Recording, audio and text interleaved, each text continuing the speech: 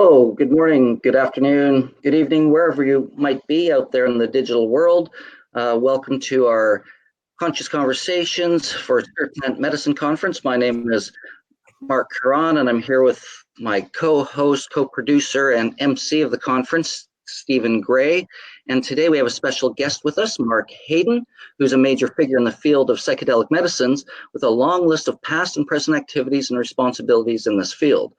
Among and beyond these, he is an adjunct professor at the University of British Columbia School of Public and Population Health and executive director of MAPS Canada, which is the Multidisciplinary Association for Psychedelic Studies. He offers private practice counseling to parents dealing with alcohol, drug, and special needs issues, and he works with the Health Officers Council of British Columbia on their position papers on the issue of a regulated market for all currently illegal drugs. Mark has published numerous articles in respected journals, has presented at conferences and training events in many countries, and was awarded the Queen's Diamond Jubilee Medal in 2013 for his work in drug policy reform. Mark also has a well-deserved reputation as an exciting speaker who never fails to engage and surprise the audience. And that's why we're excited to have him here as part of the Spirit Plant Medicine Conference this year. Mark, welcome to our interview program, and it's a pleasure to know you. Maybe you can share with our viewers and listeners maybe a little bit about your story and how you got into this work. Sure, absolutely. Well, thanks for being here, Mark. It's a pleasure to be on the show. I've had a multi-decade interest in psychedelics. My main career that I retired from was I worked in the addiction services at the end with Vancouver Coastal Health that runs all the health services in Vancouver. And I really tried to get them to take psychedelic medicine, psychedelic healing seriously. And at the time I failed. Essentially, I was aware that nobody ever walked in our clinics and had transformative experiences and walked out saying, "Thank you, I'm healed." It never happened. I mean, we helped people, we provided stability and support, but we didn't provide transformation. And psychedelics offer that potential. And as the research was accumulating, I observed that we were an evidence-based organization. Here's the evidence, and that we should take it seriously. And even things like ibogaine at the time were not illegal, and there wouldn't have been any legal barriers for us to have been exploring ibogaine for the treatment of addictions. And they wouldn't take it seriously. They just weren't interested in having that discussion. So I retired from Vancouver Coastal Health, and I started MAPS Canada in 2011. And I've been talking about psychedelic medicine and psychedelic healing ever since. So maybe to take it from there, what are the ways you're trying to do this advocacy work through MAPS and just in general? Well, that's a huge question because I have lots of projects on the go. So I'll give you a brief thumbnail, and then you can explore what you'd like to explore. I mean, our main, most well-known study is our MDMA for PTSD study, post-traumatic stress disorder. So we're beginning our phase 3 clinical trial, after which MDMA assisted psychotherapy for PTSD will be legal in Canada. And we will then be training therapists and licensing facilities and selling MDMA to people who would like to provide that service right across the country. So that's our main study. We're putting together an eating disorder study as well. We don't know for sure, but we believe that the roots of anorexia nervosa and bulimia are things like trauma, body dysmorphia. What you see in the mirror is not what other people see. And, conflict with parents and all of those kind of things, MDMA-assisted psychotherapy is really good for. So we believe that we can heal this illness that is often not treatable and often a cause of death for people. So it would be very, very exciting to the world and to the world of therapy, the world of eating disorder therapy, if we were able to demonstrate a level of effectiveness that has never been shown before. So we're putting that together, and so far it looks like it'll have 3 sites. It's a multi-country, multi-site study. So it'll be Toronto, Vancouver, and Denver, Colorado. So that's in the works. We're just starting that one. And I have multiple other projects that I'm working on simultaneously. I mean things like I was tracked down by an individual who told me a story, the story of his life, that I really had to shake my head at first by what he told me, because it was so counterintuitive and not consistent with anything else that we know. Specifically, he has schizophrenia. You know, he has voices, and the voices are either on the walls around him, yelling at him and judging him and condemning him, and they're violent voices. They're very hostile voices to him mostly. And they're either on walls around him or in his head, and they're not him. They're something else. They're sort of alien beings in his head that condemn him. And he also has a huge trauma history. And over many years, he eventually figured out that their microdose of either LSD or psilocybin doesn't take the voices away, but it helps, and it changes the voices, and they become positive and loving and encouraging. And he has a very functional life right now. So my life partner is a psychiatrist, and so I took her out for dinner with him, and just asked her at the end, you know, does this man have schizophrenia? And she basically said, he reports all the symptoms of schizophrenia. You know, he looks pretty functional right now. And she's never heard of anything like that, because current treatments for schizophrenia are not particularly effective, and there's huge side effects. They're often very sedating and very unpleasant. And so we don't have a lot in our medicine arsenal to deal with the problems of schizophrenia. And so, and all of the psychedelic research says the interaction between psychedelics and schizophrenics is hazardous. You know, it's destabilizing, and it's a huge warning of a completely inappropriate population to be using psychedelics. And that's huge. That data is really solid. So large dosages of psychedelics is destabilizing for people with schizophrenia. Quite frankly, it's a really bad idea. But I was so curious by this story, because it's so sort of counterintuitive to everything that we know about psychedelics and schizophrenia, that I went into the literature and I looked really hard in the academic literature to try and find if anybody had ever observed this interaction before. And I came up with one paper. I think it was published in 1958. And it was a curious paper, because it was a report from a psychiatric hospital where they were running groups with schizophrenia, social groups. They would put the people with schizophrenia into a group once a day and just see if they would interact. And what they observed is that they either sat there in silence or they would talk, but they would talk in no reference to what anybody else in the group was saying. So they would have sort of individual monologues.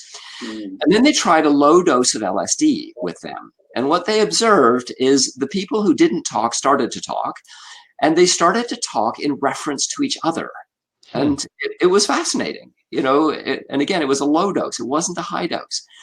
So that's the only literature that I've been able to find that has any support for this observation. So I just think it's interesting. So what I'm doing is essentially I keep interviewing him, and I'm essentially writing his autobiography, and I'm going to stick it on the MAPS Canada website so anybody can read his story. And just because it's a really interesting story. Right now, I have an N of 1. It's just one. There's one individual who's reporting this to me. Would it be effective for anybody else? We have no idea. But if it's true, if this is useful for other people, it would be incredibly helpful for a population that really struggles and doesn't have much effective treatment right now. Well, regarding MDMA, because that's what you were talking about a moment ago, and that's been one of your primary initiatives.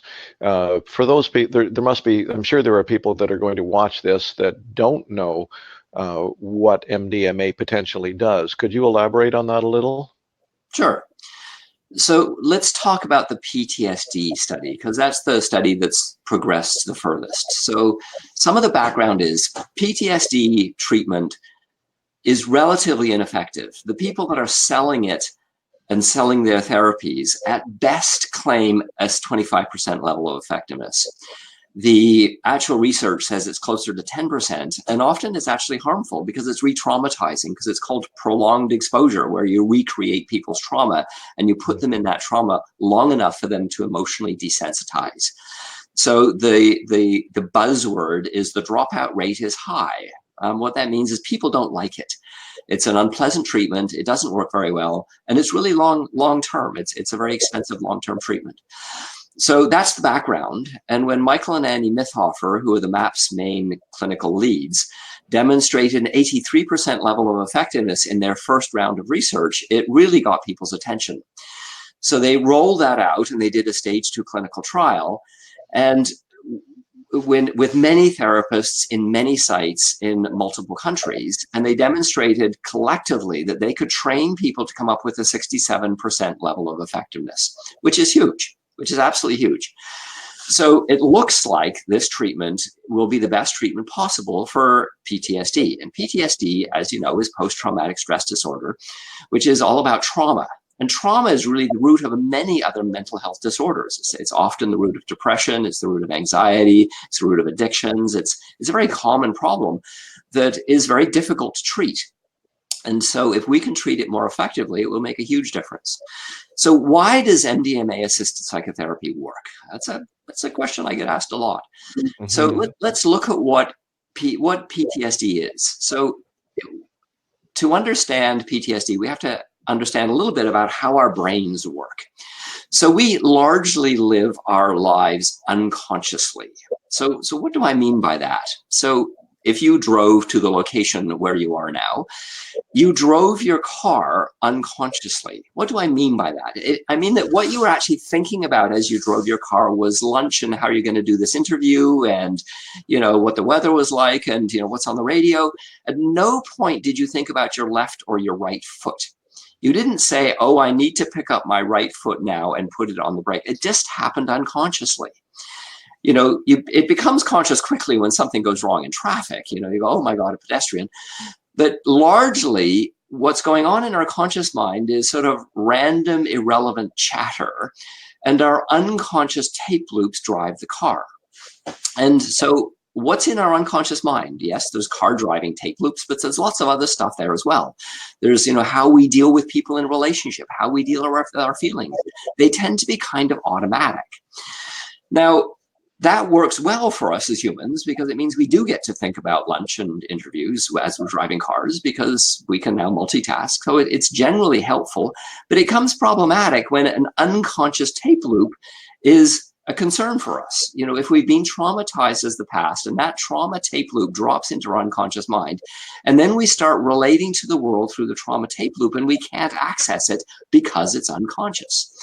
So we have many emotional reactions to the folks, to the world around us that aren't accessible to us. We know that we're doing it. You know, we're having flashbacks. That trauma that we had in Afghanistan is replaying itself in North America again and again and again, and we're angry most of the time. We don't exactly know why, but we know we have a problem. But we can't access the tape loop because it's unconscious. Well, okay. MDMA does two things. One is it reduces the permeability between the conscious and the unconscious mind. And that tape loop is encrusted with fear and anxiety and distress and pain. So as we get close to the tape loop, there's a huge fear response. And MDMA reduces fear. So we can actually go and find the tape loop and essentially rework it. So that's huge. That's an amazing development in the process of treating these kind of illnesses.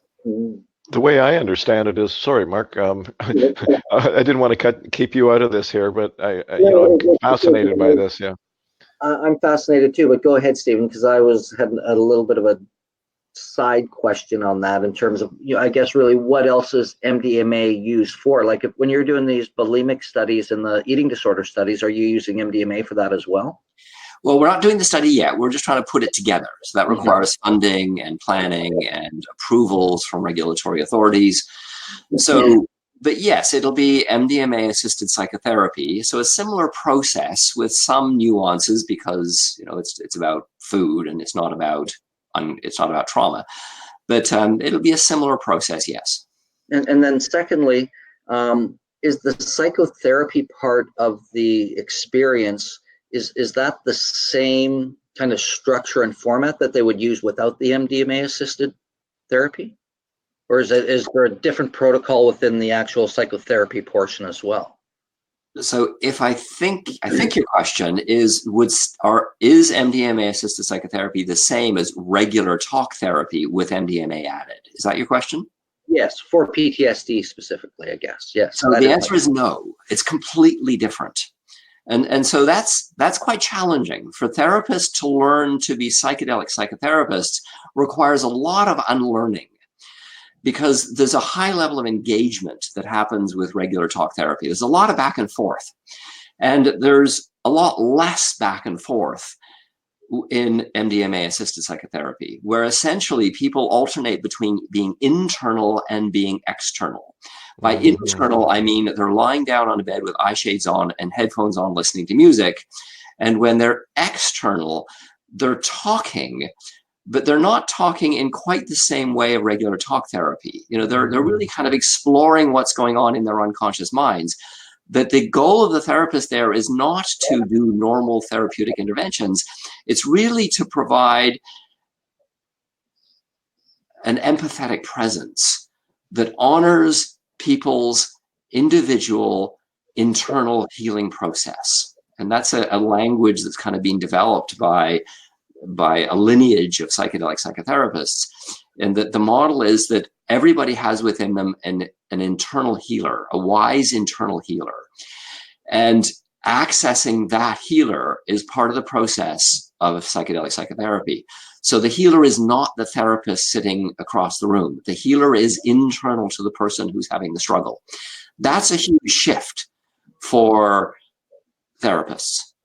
So therapists have to be a lot less engaged or less active. They're engaged, they're empathetic, and they're compassionate, and they're present, a huge level of compassionate presence, but much less words.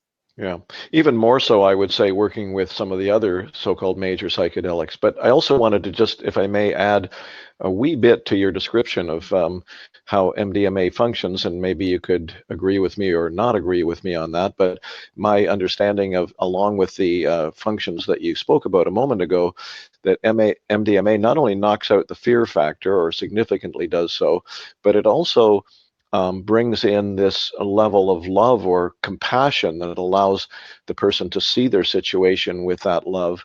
And I've also, this is more from reading other people's, therapeutic descriptions. Also, unlike supposedly some of the other major psychedelics, or it's actually not a psychedelic, but that's another story. Allows the person, it doesn't interfere with cognitive functioning in the same way, apparently, that allows the patient, or whatever you want to call that person, to speak clearly and have a very clear, sharp mind and memory of what they've experienced. Does that resonate? Does that make sense? Yes, essentially the short Okay. answer is yes. That's true. Yes. So jumping ahead then, you were part of on the panel at the Dosed movie the other night, and the where they went to with that was ibogaine treatment. Which are you involved with? What's your relationship to that, and what do you think about ibogaine, the future of ibogaine that way? Well, ibogaine is challenging and has huge risks and huge benefits. Certainly, let's talk about the positive side first.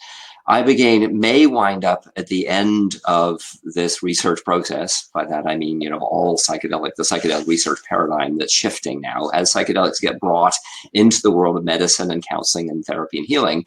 Ibogaine will play a strong part. And it'll probably play a role in the treatment of opiate addiction and detox for opiates.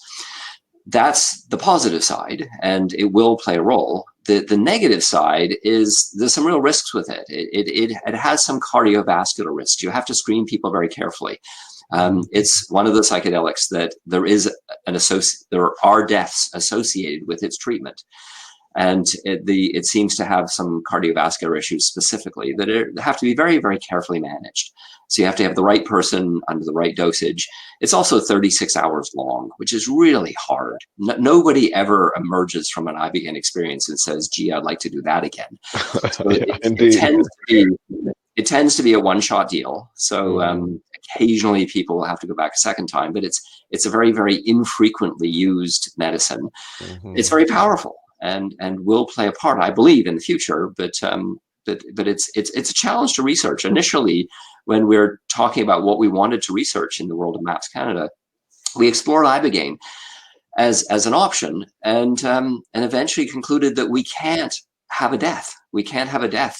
You know, if we did it, if we were unskilled, or if something slipped by us and somebody died in our program, it would be devastating. It would be devastating for the development of psychedelic research in Canada. So I'd like to go there, but we can't go there initially because of the risk factor. So with, there's so many great plant medicines and psychedelic medicines out there that do great work for, as we see, depression and mushrooms, and for addiction, even mushrooms as well. What is MAPS planning to work with any other medicines? And then on the backside of that question, what other research is being done out there in the proper scientific model within psychedelics? We know Johns Hopkins has got something going on now with psilocybin. What else is happening? So let's deal with the second question first. So there are many research groups around the planet. MAPS is kind of the big name, but Hefter is also a name that we are supportive of. And so everything from end-of-life anxiety to how we experience mysticism, to depression, to anxiety. There's a range of different substances that are used for different indications. Primarily, psilocybin and MDMA are the two front runners. But it's interesting to look at why that's true, because I think MDMA is the perfect treatment for PTSD. So Rick Doblin got it right when he chose that medicine for that molecule. The reason why psilocybin is being used by many other researchers is not because it's the most effective. It's they really wanted to bring back psychedelic research. And psilocybin was something that regulatory authorities didn't recognize. They didn't know what it was. They didn't know how to spell it. They didn't know what it was. So it was easier to pass than LSD, for example. Now, I would like to bring LSD back. Now, the reason why is the 15-year period between 1950 and 1965, the researchers that produced 1,000 studies, it was very popular. Psychedelics had a huge psychedelic research experience for over a decade. And the researchers had access to psilocybin, LSD, and mescaline. And they initially worked with all three, and then they decided not to use mescaline anymore. And they were very clear as to why. And what they said is it's just too long acting. And so they deleted that. And then they wound up with psilocybin and LSD. And at the end of that 15-year period, they're mostly working with LSD and not psilocybin, which I find just really interesting. And I've tried to find out why. And I've never had an answer to that. I know that the same company was making both of them. It was Sandoz, and so it wasn't a supply problem. But certainly the research that they were concluding at the end of it was very positive, and it was mostly positive towards LSD. So I think we should bring LSD back into the equation and start to look at its potential for things like alcoholism. One possible hypothesis about that a number of people who've worked with extensively with both of those substances have pointed out, and I don't know, maybe you have a thought on that, is that this is sort of loosey-goosey in a way, but it's something like this, that LSD has more of a tendency for self-analysis, that it's more likely to shine back in on your issues. Psilocybin has, in a very loose or general sense, a tendency to take you into other realms or other worlds in some sense. Does that resonate? Does that make sense? Well, I've tried to look at the anecdotal research comparing the two, and it's not clear. Yes, I've heard the same thing. LSD holds up a mirror and psilocybin holds up a spirit, is one way that I've heard it said.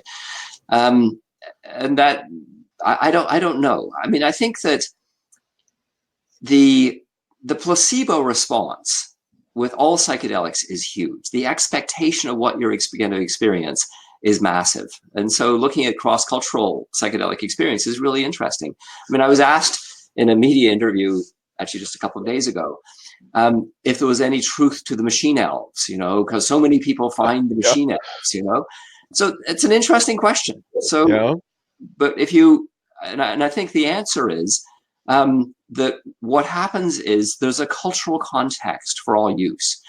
And so people who use ayahuasca in the Amazon never find machine elves. people who are part of a culture that talk about machine elves find machine elves. So I think that there's a cultural expectation that it exists around all psychedelic use, and then you tend to find what you're looking for. If you're a Buddhist, you find the Buddha. If you're a Christian, you find the Christ. If you're whatever, I think we project on psychedelics what our expectations and our cultural belief systems are, and it ranges widely. So I think it's going to be very, very difficult to come up with, a statement as to why LSD is different from psilocybin in terms of its healing potential, because everybody has different experiences and they're really all over the map, and it's based all over the map based on people's expectations of the two. So if we keep telling people that LSD is better for self-reflection and psilocybin is better for spirit, that is what people will experience because we're setting up an expectation. If we did the opposite, that would also probably set people up. So I don't know. We just don't know the answer to that question. I think it's a really interesting question, and I'm sort of tracking it in the research world, trying to answer it for myself, but I don't have an answer yet, and I don't even have a speculation yet. Yeah, very interesting. I do want to say I witnessed the machine elf, but that was with DMT. Yeah, and I had no idea. I was trying to make sense of it all. Where's the lesson in all of this? And it was like, and then it made sense when I was listening and studying some Terence McKenna stuff. But it was like, what is that? I couldn't make any kind of reference to how do I even apply that to my life? I don't know. But I saw that little guy and he pointed right at me. And when he pointed at me, I literally felt physically a tap on my third eye. It was like pointing and tapping, and I was feeling it physically right here. I think they're trying to teach us that there's a lot more potential than we've recognized in ourselves. Yeah. I mean, it's interesting to look at one of the questions you asked me a while ago is what medicines am I interested in working with? Because DMT is sort of interesting to me when it's in the form of ayahuasca, but it probably comes with this rich cultural context that's really quite beautiful and engaging and creates safety and healing, again, through the process of expectation. But smokable DMT, I just don't think it'll be useful for therapy. I can't quite see it. But something like 5-MeO DMT, I think is completely different from DMT. And 5-MeO DMT isn't as visually rich and fascinating and otherworldly, which is what people report with DMT. But what it is highly self-reflective, and it's self-reflective in a relatively unique way, in that it seems to access people's emotions.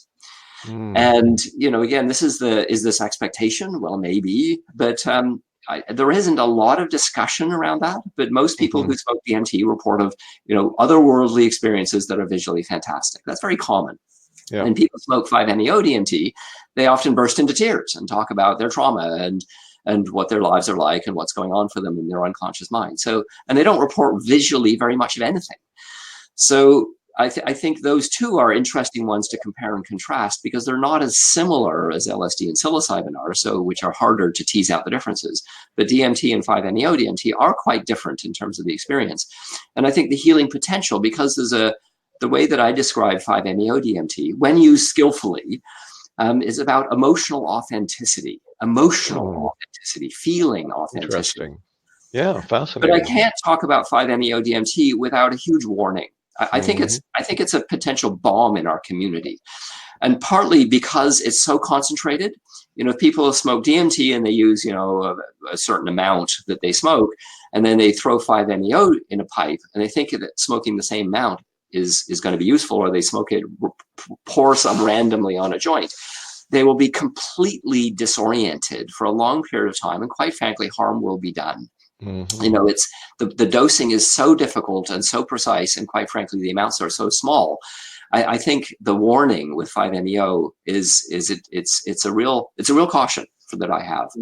I think that's really important. Yeah, very careful protocol, and so perhaps that leads into this other question that naturally that I want to make sure that we get you talking about here, because you're going to be moderating a panel at the Spirit Plant Medicine Conference called Underground Psychedelic Therapy: Problems and Promise. And so partly what you're talking about, because I've actually worked with one of the panelists on that panel, who has a very thorough and careful and responsible protocol for bringing anyone close to working with 5-MeO. So what are the problems and promise of underground psychedelic assisted psychotherapy at this time?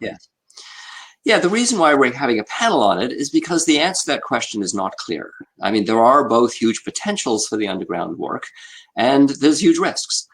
So let's talk about the potentials first. So, on all ayahuasca use, for example, outside of the countries where it's legal, things like Brazil, is illegal. It's underground. And yet ayahuasca, the rich ceremonial container that protects and envelops the group with safety and cultural significance, is profound. And it's really shifted many people's experience of other drugs and other substances and other medicines. I mean, I find it of great interest that some people are leading green ceremonies, for example, where they're providing a cultural ceremonial context to cannabis. And I believe that probably wouldn't have happened without ayahuasca. So when ayahuasca demonstrates to so many people a very rich cultural enclosure for a psychedelic experience or a cannabis experience, it then gets transferred to other medicines. And we really need to develop a cultural context for use,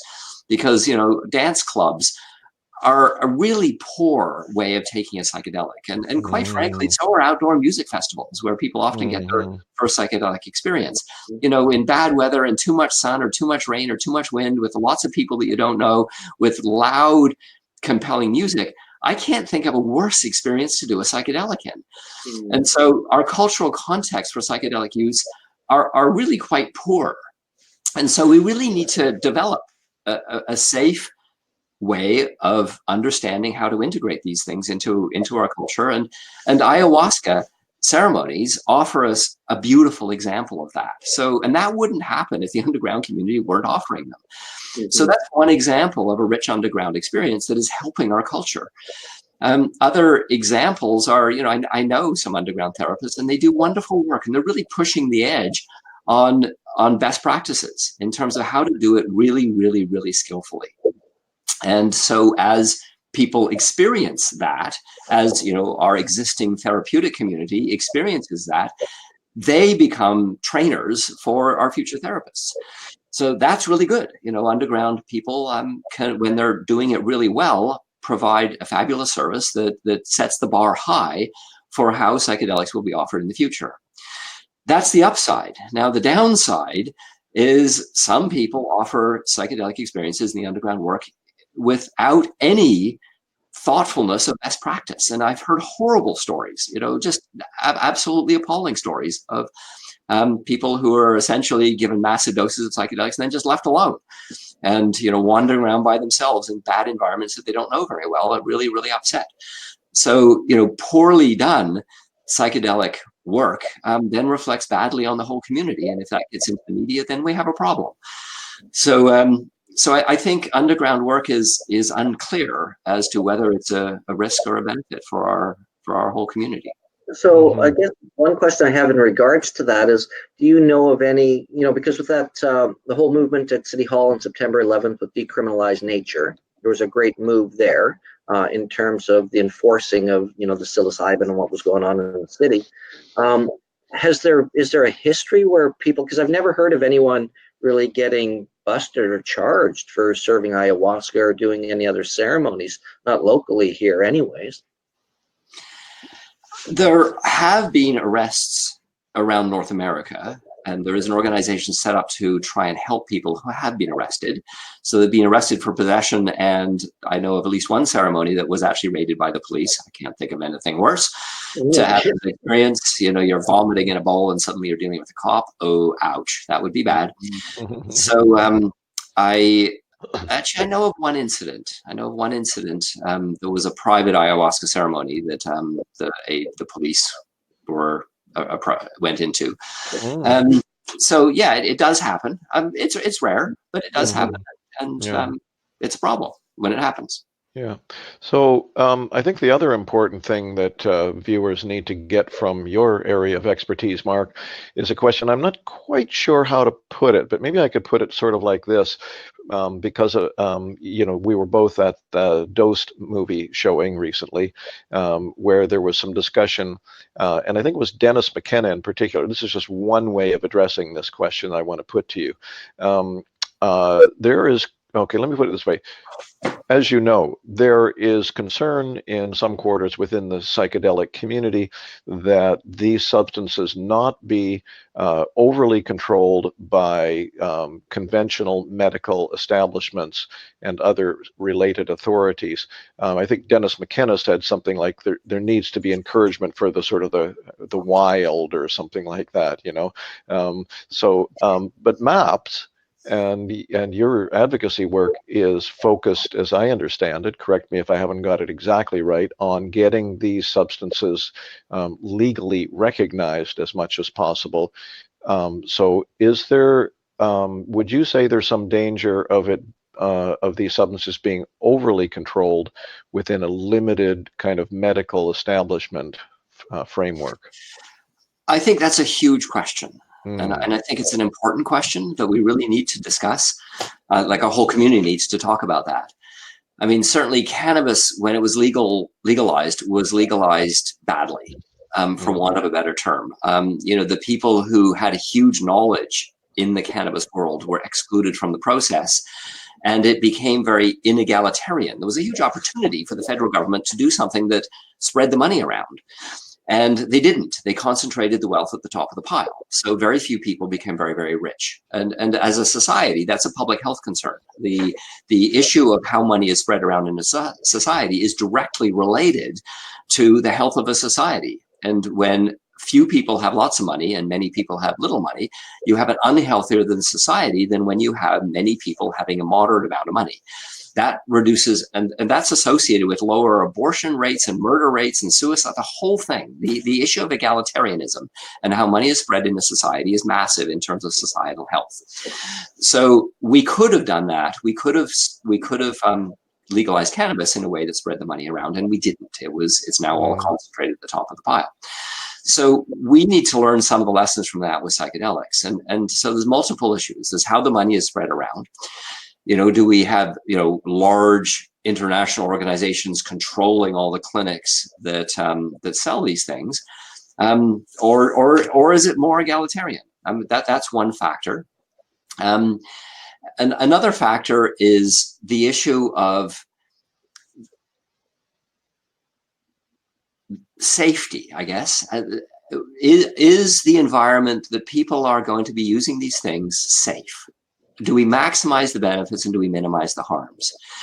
So the argument that we need to have only trained professionals accessing these medicines and then offering the service in the context of trained professionals is you'll maximize the benefits and minimize the harms.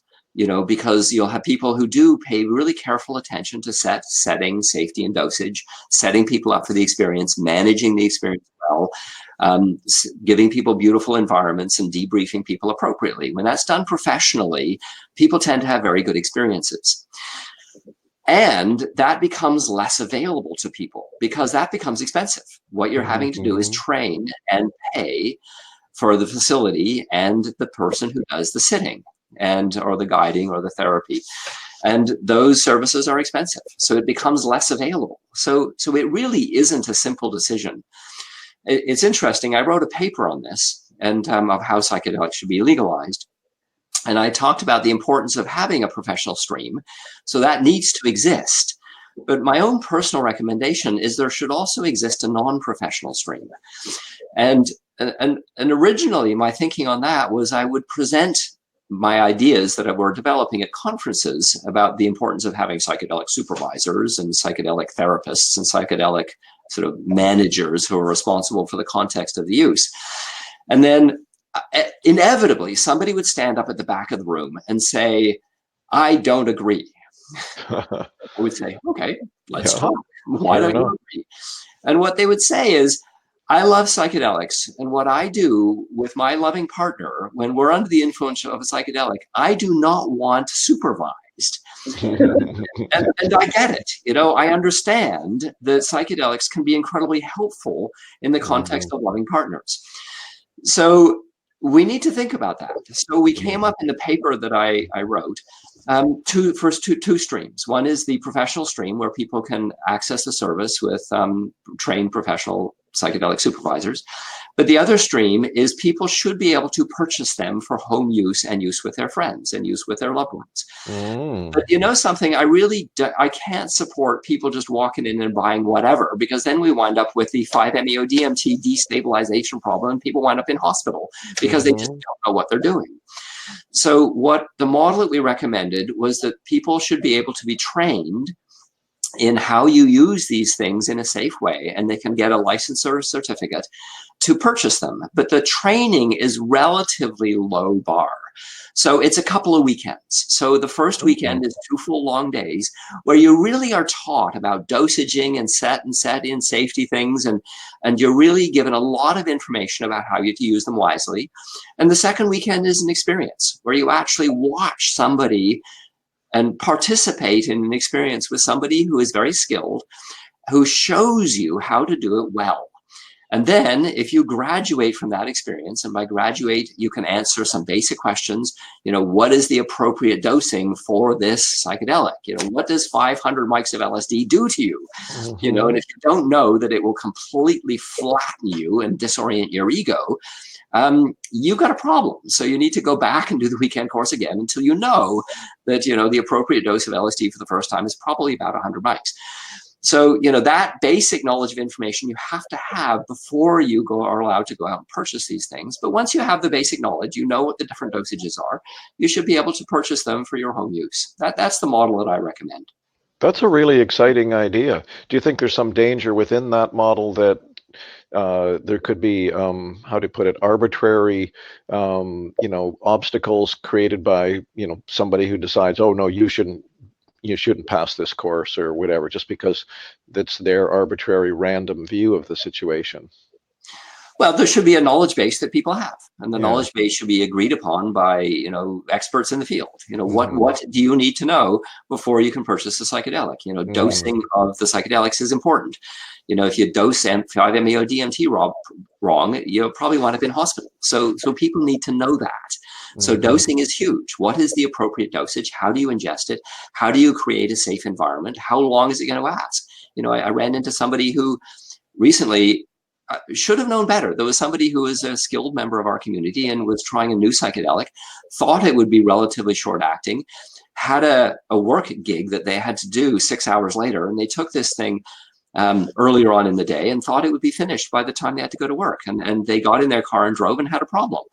So, that even skilled, experienced people make some really bad mistakes. So we have to give people knowledge and ask people to learn the knowledge and then apply the knowledge so that we minimize the harms and maximize the benefits of these substances.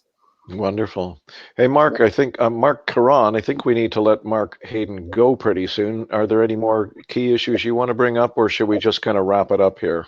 I think we can pretty much start wrapping it up. It's 11:22 here where we're at in the world. First off, Mark, I just want to thank you for the work that you do and the work that MAPS does. Because the one thing that you said one day when we were together, and you were talking about, the underground and the legalization and things, and it made a lot of sense.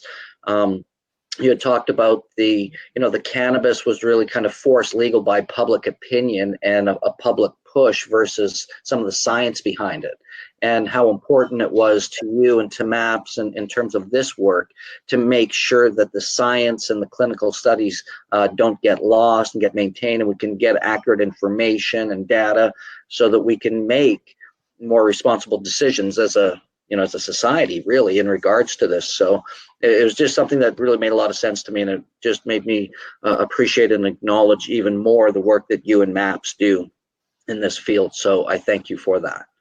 You're welcome, Mark, and thank you for your leadership in this. It's my pleasure. I'm just humbled to be part of sharing the information and getting the word out there, because I think, the information allows us to make better decisions when applied properly, and MAPS does a great job of that, and we're happy to support that.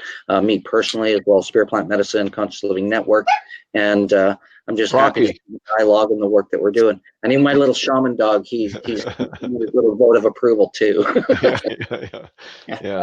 Yeah. Thank you, Mark. We really do honor the work that you do, and looking forward to having you in two different roles.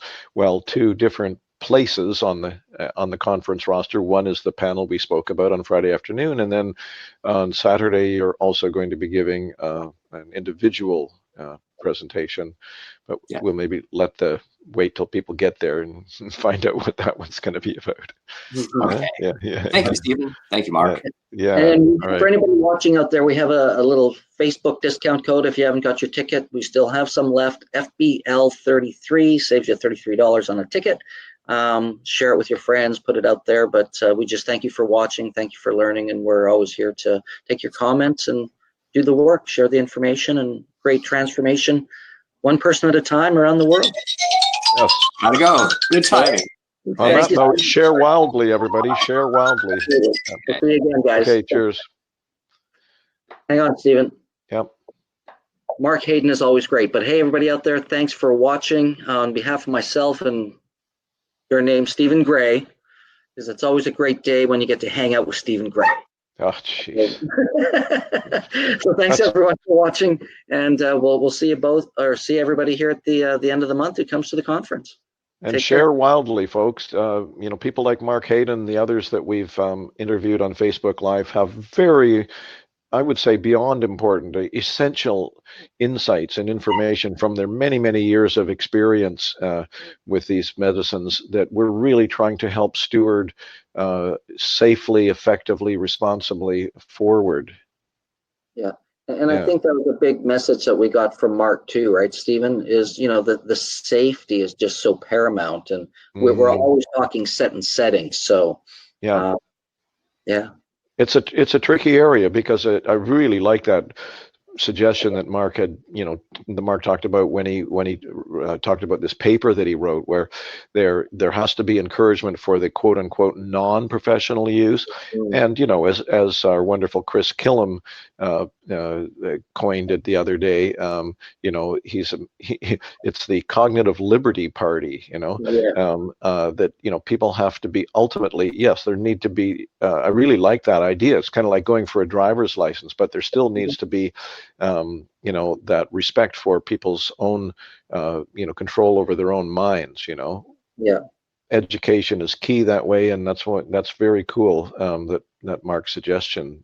And I like what he said too about the that gap of the money. It all kind of hides out at the top, like in the cannabis industry, and the way we saw in the duration of our society and the way that works. So I thought that was a really brilliant observation and share. Absolutely.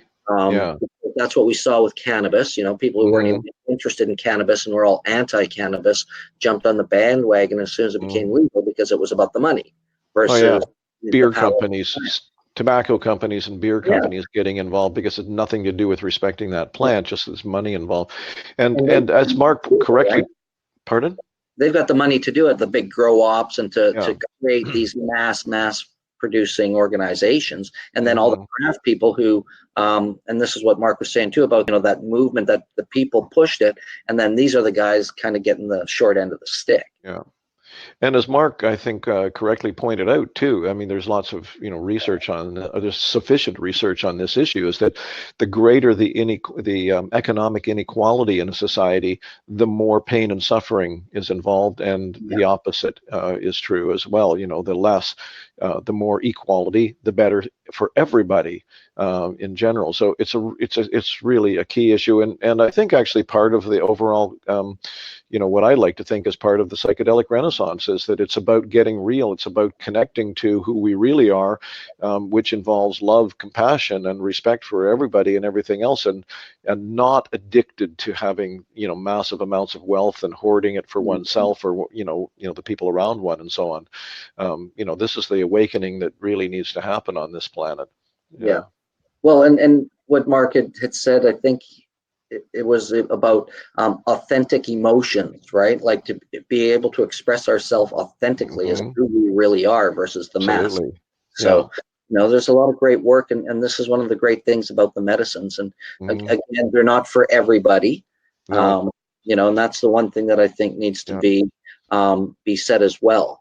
And I believe information, especially if you're interested and you're curious about, doing the work, and maybe for yourself or for your family, friends, there's a lot of great information out there. And that's one of our main roles, is to make sure that we provide, great information, some knowledge and science from experts around the world in this field.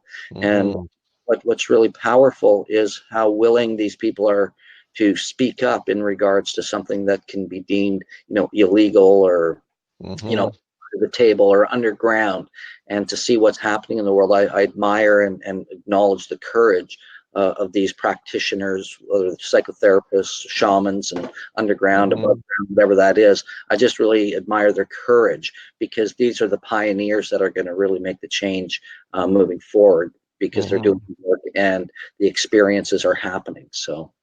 Yeah, I think, when people have had the kinds of personal direct experiences with these medicines, proper ones, good experiences with them, then they become committed that way, because they know the potential. They understand this potential. I like the way Dennis McKenna once put it, is I work for the plants, he said, like I'm just a humble employee on behalf of what these plants can actually do. And I just wanted to also add in something that you said about they're not for everybody, because I really liked what Jamie Wheel said the other day when we interviewed him on Facebook Live, which is, you don't have to take the numbers exactly literally, but I thought it was a fascinating perspective, which he said is,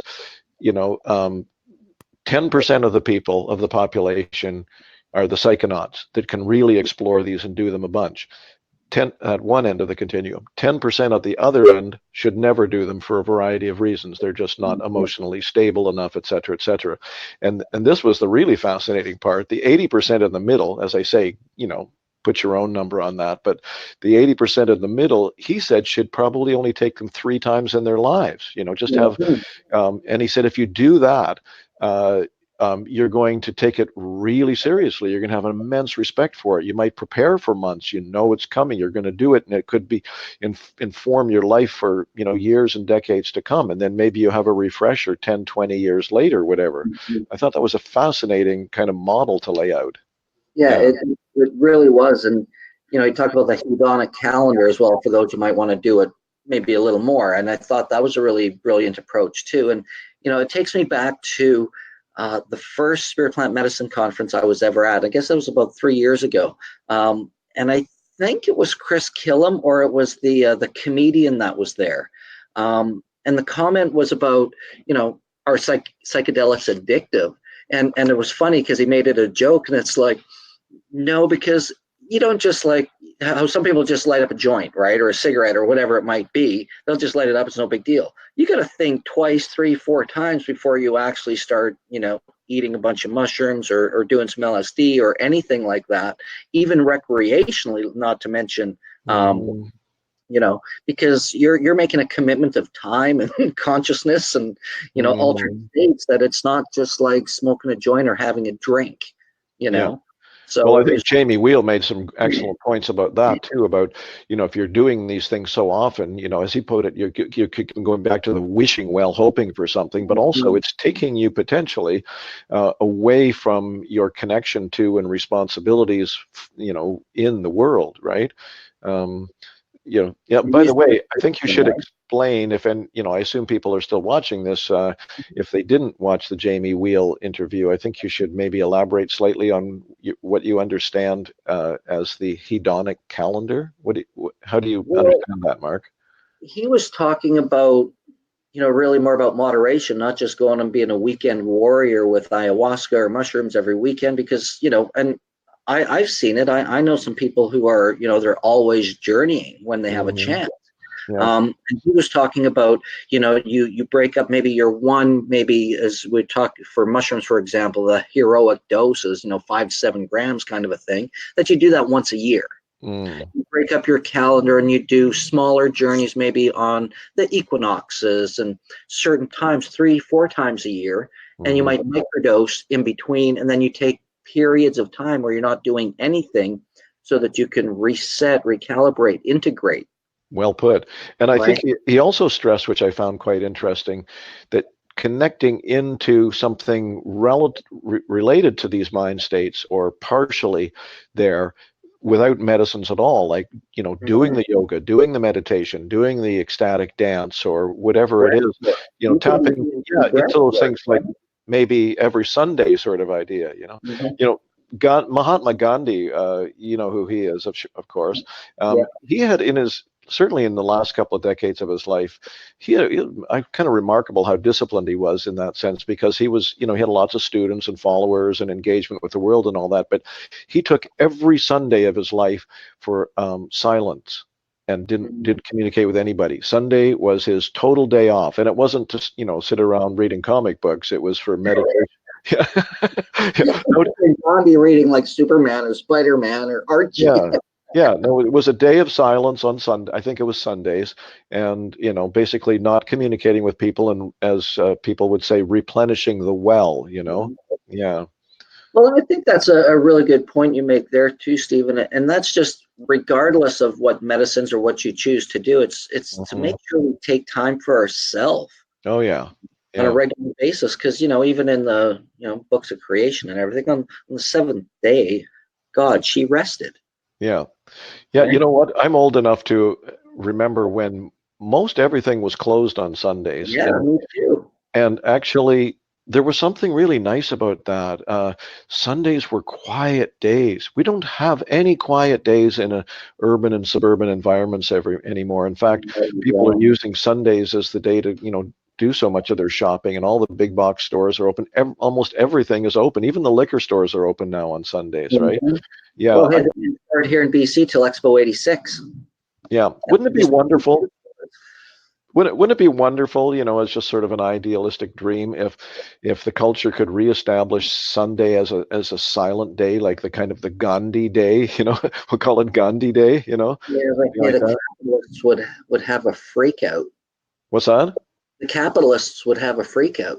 Yeah, well, we know what their relationship to the destruction of the planet is, and Yeah, our participation in that, of course. yeah, Yeah, yeah. yeah. Well, that's awesome. Anyway, yeah. Hey, what a great conversation with Mark Haden today. Love that guy. He's just brilliant. And for anybody out there interested, we are actually going to be releasing. I got to check up with our web guy, but if everybody's watching out there, we're going to release some day-only tickets. We got a few available that way too for Hmm. people out there. So Hmm. check in. And yeah, keep in touch. We're just happy to be doing the work. Thank you, Stephen, for always connecting and bringing yourself to our conversations. Always appreciated. And until we see you all again out there, take care. Any final words, Stephen? Well, just one comment about the day tickets, and I think that's wonderful that you're providing a few, and also that it's a few and not a lot, because if anyone has any flexibility and they are thinking of the one day, but they might be able to get that extra day off, I would strongly encourage anyone who can to come to the whole weekend, because this conference is quite unusual. We have deliberately kept it all to one room and one presentation at a time. And the result, as has been attested to by many, is that over the course of the weekend, there's been a palpable energy which is increased, and it's been a wonderful energy. It's almost like an electricity, but it's had a heart quality to it as well, because everyone's kind of going through this journey together, obviously with their own take on it, but really.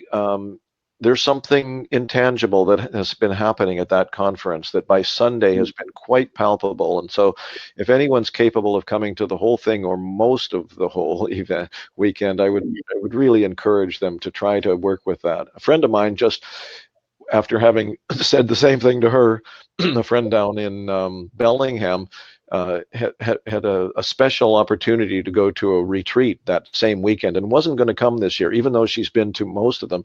But after that conversation, she wrote me an email and said, I've changed my mind. I'm going to come to the conference, and I'm going to sacrifice this really precious other opportunity, for that very reason. come and be part of that energy. Help.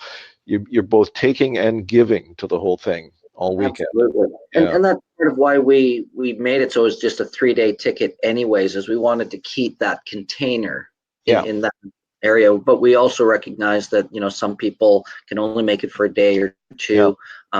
And we've had a few requests, not a lot. And I just kind of honor that, because we do still, we're not sold out at this point, but in 7 to 10 days, it's not outside the realm of possibility. So I just wanted to put that out there to, really, I hear what people are asking for, and we want to at least, do that. And with whatever happens, it might inspire them to stick around for the rest of the weekend, right? Yes. Oh, so they could still adapt their ticket once they got there if they came on the Saturday, for example? Well, Stephen, I'm always committed to find a way to make things work if it's possible. You're a master of that, Mark. I try to take the path of least resistance. And when the resistance happens, it's always me in my own way. Indeed, that's the truth of the matter for all of us. Yeah. Exactly. Get out of your own way. Yeah. Follow was it Jamie used the term that I've liked for the last couple of years called following the golden thread. It's when he said that, I just thought, because that's what we talk about all the time. Yeah. So I loved it. Yeah, the golden thread, in case anyone's never heard of that, is the idea that there is a kind of a natural, effortless. It doesn't mean lack of effort, because you can work really hard for it, but it's effortless in the sense of lack of struggle, in a sense, to relax into and pay attention to, and then relax into some kind of naturally existing patterns of energy that transcend our own getting in the way of ourselves, egos and whatnot, right? Yeah, absolutely. Yeah. Great. Always a great conversation. Thank you so much, my friend. We're going to sign off, and we look forward to seeing those of you at the conference. And I will see you tonight. Are there still tickets available for the Alan Clements talk tonight? Well, it's pretty much full up, but we have extra room. Absolutely. Oh. Well, so maybe tell people, if they happen to see this today, what's that about?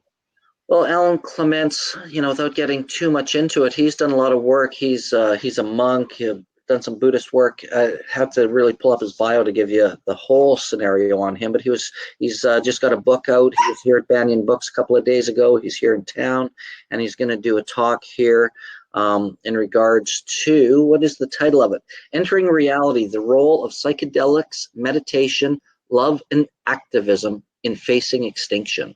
So it's going to be an interesting talk, because he certainly comes with a wide variety of experience in terms of life. And so we look forward to having him here. But if anybody's interested that's watching this, you'll have to private message me for an address, and so we know, because it's kind of shut down on the site. But because he kind of limited it to about 25 people.